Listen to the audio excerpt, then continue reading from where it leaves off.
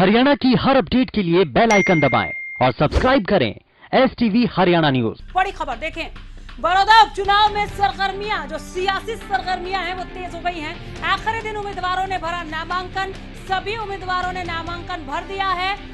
BJP से योगेश्वर दत्त ने नामांकन भरा, पर्चा दाखिल किया। इनके साथ तब जेपी दलाल थे, कृषि मंत्री, और रमेश कौशिक। कांग्रेस से इंदुराज नरवाल ने भरा, इनेलो से जोगेंद्र मलिक ने दाखिल किया पर्चा, और कपूर नरवाल ने निर्दलीय पर्चा भरा है। निर्दलीय उम्मीदवार कपूर नरवाल ने भी अपना नामांकन दाखिल किया। बड़ौदा उपचुनाव में सरगर्मियां तेज हो गई। आज नामांकन का आखिरी दिन, 4 उम्मीदवारों ने अब तक अपना नामांकन दाखिल किया है। बीजेपी से योगेश्वर दत्त ने पर्चा भरा, कांग्रेस से इंदुराज नरवाल ने अपना पर्चा भरा, जोगिंदर मलिक ने इनेलो के दावेदारी पेश करते हुए इनेलो की तरफ से अपना पर्चा भरा, और कपूर नरवाल इन्होंने निर्दलीय अपना पर्चा भरा है। ये कहा जा रहा था कि कांग्रेस से टिकट की इनको उम्मीद थी कि कांग्रेस इनको टिकट दे देगी, लेकिन नहीं दी, तो कांग्रेस से नाराज भी दिखे और ऐलान कर दिया कि मैं निर्दलीय चुनावी मैदान में उतरूंगा। पर्चा भी दाखिल कर दिया है कपूर नरवाल ने। हालांकि अभी जब कुमारी शैलजा से उनका नाम लिया गया, पूछा गया, तो उन्होंने साफ इनकार कर दिया, कहा कांग्रेस के वो नेता ही नहीं है। जब कांग्रेस में नहीं थे तो कांग्रेस से टिकट की उम्मीद कैसी? होंगे किसी पार्टी के नेता, भरा होगा निर्दलीय, कई सारे ऐसे नामांकन और भी आए होंगे। ये जवाब था कुमारी शैलजा का कपूर नरवाल के नाम को लेकर। बड़ी खबर, सभी उम्मीदवारों ने अपना नामांकन दाखिल कर दिया है। इनेलो से जोगेंद्र मलिक ने नामांकन दाखिल किया है। निर्दलीय उम्मीदवार कपूर नरवाल ने भी पर्चा भर दिया है। कांग्रेस से इंदुराज नरवाल ने अपना पर्चा भरा है, और बीजेपी से योगेश्वर दत्त, पहलवान योगेश्वर दत्त ने अपना नामांकन भरा है। बड़ौदा उपचुनाव से जुड़ी पल पल की अपडेट आप सबसे पहले हरियाणा न्यूज पर देख रहे हैं, आप तक पहुंचा रहे हैं। बड़ौदा में क्या चल रहा है इस वक्त, बड़ौदा का मूड क्या है, बड़ौदा का मन क्या है, राजनीतिक दल कितनी जोर आजमाइश कर रहे हैं, कैसी नूरा कुश्ती देखने को मिल रही है इन पॉलिटिकल पार्टीज के बीच में। बड़ौदा को अपने हक में करने के लिए, इस सीट पर जीत का परचम लहराने के लिए बीजेपी जेजेपी को साथ लेकर चुनावी समर में उतरी है। चेहरा है योगेश्वर दत्त, कमल खिलाएंगे कि नहीं देखने वाली बात होगी, लेकिन फिलहाल मजबूत दावेदारी योगेश्वर दत्त की दिख रही है।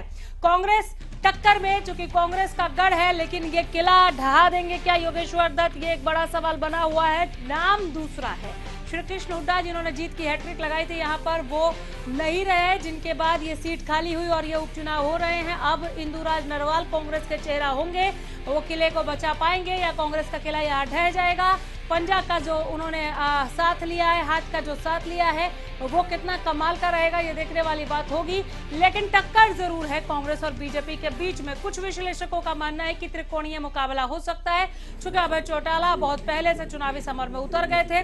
4 अलग अलग तस्वीरें आप तक हम पहुंचा रहे हैं। योगेश्वर ने जब नामांकन भरा, ये तब की तस्वीरें, उनके साथ सांसद रमेश कौशिक और आपको कृषि मंत्री जेपी दलाल दिख रहे हैं। दूसरी तस्वीर आप इंदुराज नरवाल के नामांकन भरने की देख रहे हैं। इंदुराज नरवाल जब नामांकन भरने पहुंचे, उनके साथ कुमारी शैलजा वहां पर मौजूद थी। बताया जाता है दीपेंद्र हुड्डा के ये बेहद करीबी है। और तीसरी तस्वीर आप जोगिंदर मलिक को पर्चा भरते हुए देख रहे हैं। जोगिंदर मलिक के साथ अभय चौटाला आपको दिखेंगे, जो नामांकन के वक्त उनके साथ थे, जिन्होंने उनका पर्चा दाखिल करवाया। और चौथी तस्वीर आप निर्दलीय उम्मीदवार कपूर नरवाल का देख रहे हैं, जो अपने नॉमिनेशन के लिए पहुंचे और उन्होंने अपना नामांकन भरा। बतौर निर्दलीय उम्मीदवार उन्होंने अपनी दावेदारी पेश की है। अब ये चारों उम्मीदवार से प्रत्याशी बन चुके हैं, चूंकि नामांकन दाखिल हो गया। आखिरी दिन इन उम्मीदवारों ने, इन दिग्गजों ने पर्चा भरा है। कौन है योगेश्वर दत्त? परिचय के मोहताज नहीं, लेकिन फिर भी देखें, ओलंपिक में कमाल का प्रदर्शन किया। 1999 के पोलैंड में वर्ल्ड कैडेट चैंपियनशिप में स्वर्ण पदक जीता। 2004 और 2008 में असफल हुए, खास कमाल नहीं दिखा पाए, लेकिन अपनी असफलताओं से सीखा। 2 बार हारने के बाद भी उनकी हिम्मत नहीं टूटी और हार कर जीतने की जो बाजीगरी है वो दिखाया उन्होंने। मेहनत के बलबूते 2012 में लंदन ओलंपिक में पदक हासिल किया इन्होंने। 2016 में ओलंपिक में भाग लिया, लेकिन यहाँ पर सफलता नहीं मिली। एक बार फिर असफलता। 2019 में बड़ौदा विधानसभा चुनाव में बीजेपी के उम्मीदवार बने, श्री कृष्ण हुड्डा से हार गए 2019 के विधानसभा चुनाव में, लेकिन ज्यादा अंतर नहीं था, तकरीबन 5000 वोट का अंतर था। तब हार के बावजूद बीजेपी ने योगेश्वर दत्त पर इस बार फिर से भरोसा जता दिया है, उतार दिया है बड़ौदा के चुनावी समर में। बड़ौदा विधानसभा चुनाव में, उपचुनाव में बीजेपी जेजेपी की तरफ से उम्मीदवार उतरे हैं। ओलंपिक पदक विजेता पहलवान है योगेश्वर दत्त। ये ग्राफिक्स के जरिए एक बार फिर से ये पूरी जानकारी, प्रॉपर जानकारी योगेश्वर दत्त से जुड़ी हुई आप तक हम पहुंचा रहे हैं। खेल में क्या कमाल किया है वो वैश्विक स्तर पर है, विश्व के स्तर पर अंकित है योगेश्वर दत्त का नाम।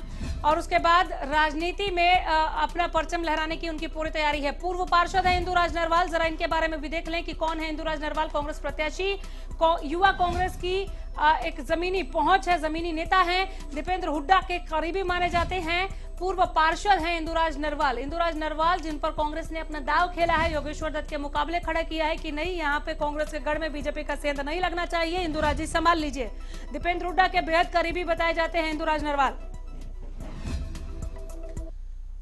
कपूर नरवाल, हालांकि अभी कुमारी शैलजा को आप सुन रहे थे, उन्होंने कहा कि ये कांग्रेस के नेता है ही नहीं, कांग्रेस के टिकट की उम्मीद क्यों लगाए बैठे थे, वो खुद सवाल पूछने लगी। लेकिन खबर ये आ रही थी कि कपूर नरवाल को कहीं ना कहीं कांग्रेस के टिकट का इंतजार था, नहीं मिला, नाराज हो गए और फिर इन्होंने निर्दलीय पर्चा भर दिया।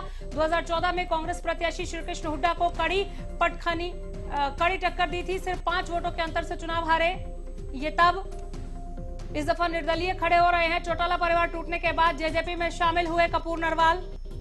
2019 में विधानसभा चुनाव से पहले बीजेपी में हुए थे शामिल। बड़ौदा विधानसभा क्षेत्र से इनेलो के टिकट पर 2 बार इन्होंने चुनाव लड़ा।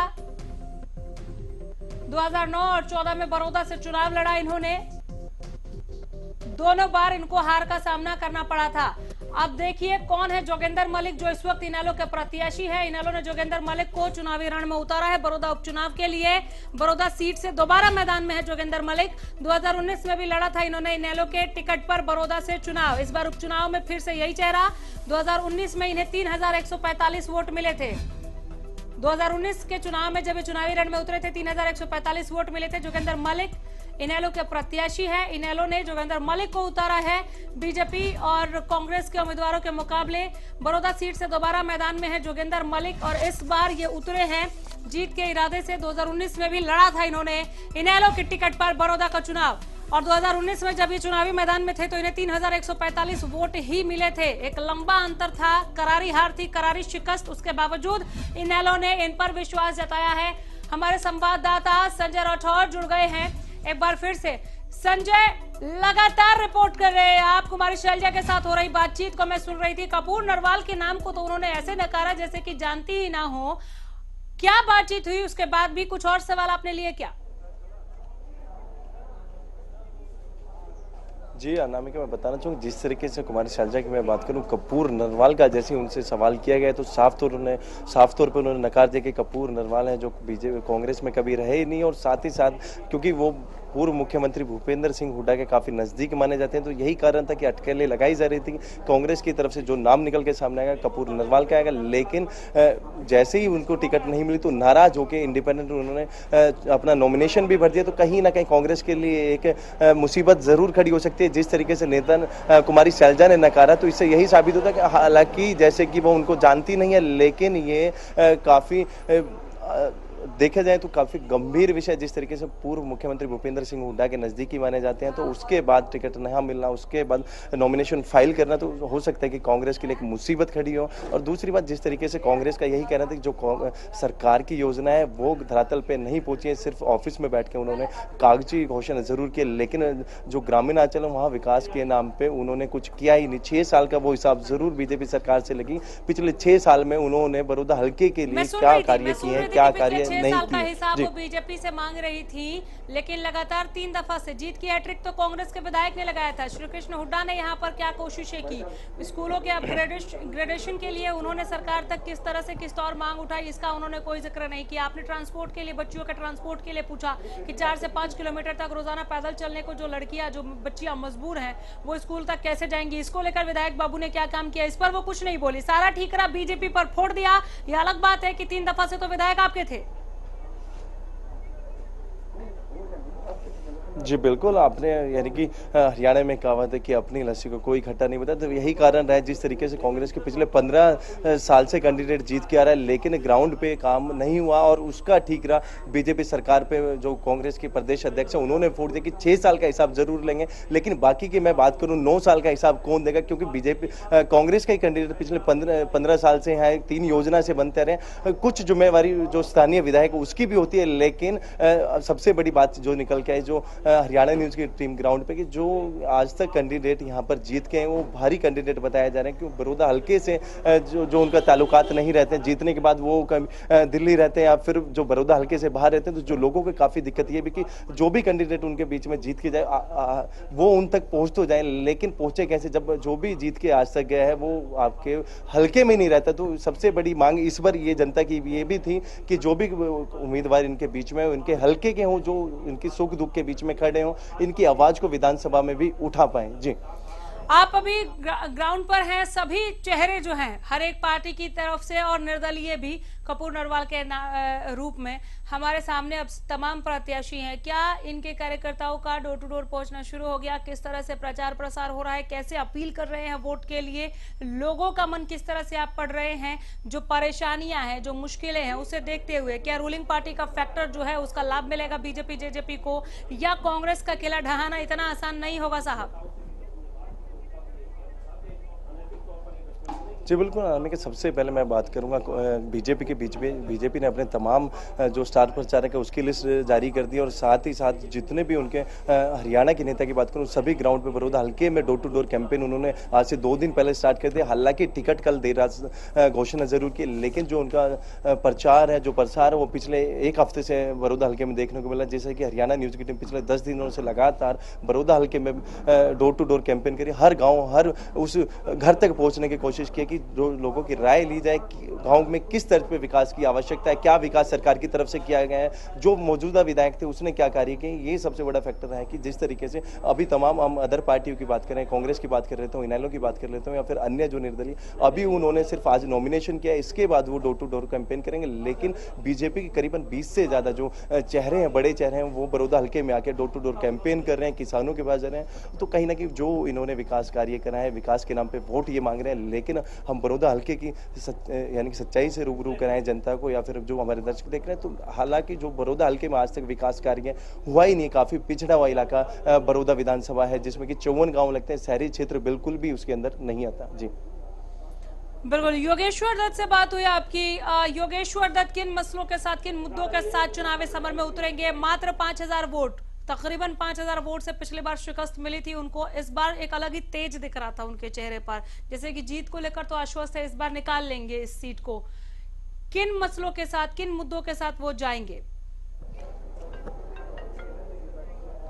बिल्कुल, आना मैं कि जिस तरीके योगेश्वर दत्त की बात करूं, सेकंड चुनाव में सेकंड रनअप वो रहे हैं, करीब 35,000 के करीब उनकी वोट आई हैं। तो ऐसे में कहीं ना कहीं उनके लिए काफ़ी मुश्किल नहीं कहा जा सकता। जिस तरीके से एक अनुमान लगाया जा रहा था कि कांग्रेस की तरफ से कपूर नरवाल को वो टिकट मिलेगी, तो कहीं ना कहीं जो टक्कर थी मुकाबले की हो सकती थी। लेकिन योगेश्वर दत्त का साफ तौर पर एक रेसलर हैं वो, और खेल की दुनिया में उनका काफ़ी बड़ा नाम, इंटरनेशनल रेसलर रहे हैं। तो उनका साफ तौर पर यही कहना था कि जीत से बहुत कुछ सीखने, हार से बहुत कुछ सीखने को मिलता है, और हारने के बाद हमें अपनी खामियां पता लगती है कि उन खामियों पे किस तरीके से वर्क किया जाए, किस तरीके से स्ट्रेटजी बनाई जा सकती है कि आगे हम जीत पाएं। और वही है, एक बार फिर बीजेपी ने उन पे दाव खेला है। तो कहीं ना कहीं वो अपनी जीत को लेके सुनिश्चित हैं और इस पर जो खामियां रही हैं उनको दूर करेंगे। और उस ग्राउंड उन्होंने एक अपना स्ट्रेटजी तैयार की कि ग्राउंड यानी डोर टू डोर कैंपेन के साथ जो गाँव की तर्ज पर जिन विकास कार्यों की आज सबसे ज्यादा जरूरत है, सबसे पहले प्राथमिकता है उन चीजों की होगी। बेशक वो ट्रांसपोर्ट सिस्टम की बात हो, बच्चों के स्कूल की बात हो, और गाँव में जो बेसिक रोड, पानी, बिजली की सुविधा की बात हो, सबसे पहले उन पे काम किया जाएगा। क्योंकि जो